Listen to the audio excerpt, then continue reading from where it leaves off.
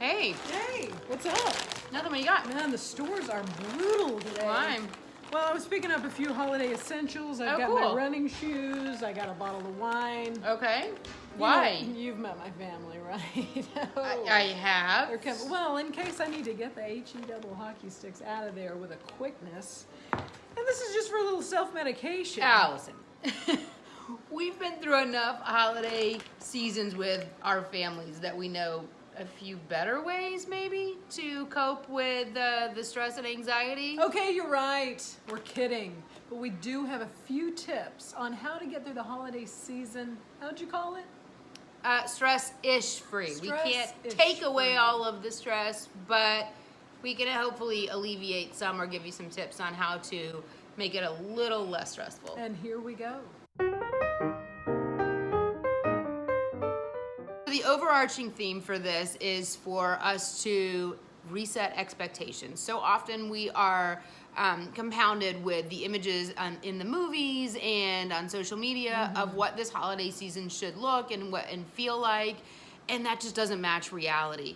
I mean, the reality is that we're all scrambling around, we're trying to take care of everybody else, and it can leave us feeling anxiety-ridden and stressed and overwhelmed and sad even, and we don't feel like we can actually say those things. If we can reset our expectations to say, hey, I'm just gonna do the very best that I can and to enjoy the people that I'm with, and think that people are gonna take that away from us spending time together, I think that really gives us the opportunity to enjoy the season for what it's meant to be. Me too.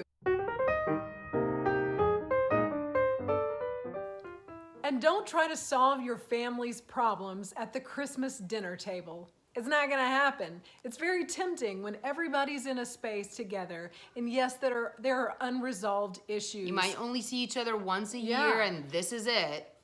Don't. Just love them where they are. If this is the last time you see them in a year, then let's make this time good. Sit back, smile, and be thankful that you're in the presence of people you love and who love you. Don't overcompensate. Don't do it with material things. Don't do it with food. Don't do it with drink. All of those things that we have a tendency to gravitate towards to make us feel less stressed, less anxiety-ridden, less tired, less angry, less frustrated, more complete. We look at those things and say, okay, I'm just very stressed. Just let me have an extra slice of pie. Or I need to indulge in more drink. Or I need to, or how about this? The night before Christmas, and you look around and you're like, oh my gosh, I don't have enough presents under the tree for my kids. So you run out to Walgreens. It's True 24 story. hours. Yeah, true story. Been there, Allison's done that. this. But I have two. Like I think, oh, there's not enough. So I've got to run out and start wrapping up, and where I put 10 other things underneath the tree that aren't going to get noticed and that are going to be put in the back of the closet. And then I've just undone all of the teaching that I've tried to do for the rest of the year to my kids about being grateful and being thankful and appreciating what you have. I've just undone it in those moments of feeling like I've got to overcompensate for something that I'm feeling. Instead, fill those with memories, which leads us to our next point. I love this one. Create new traditions and establish a legacy for your family during the holidays. Read the Christmas story, pray with your kids, sit around and sing Christmas carols. If there's ever a time to be ridiculous, it's during the holidays. This Thanksgiving, I even made the adults make salt dough handprints. They loved it. I'm sure they looked at me like I was crazy at first, but I want them to remember the holidays. They should be full of whimsy and joy and fun.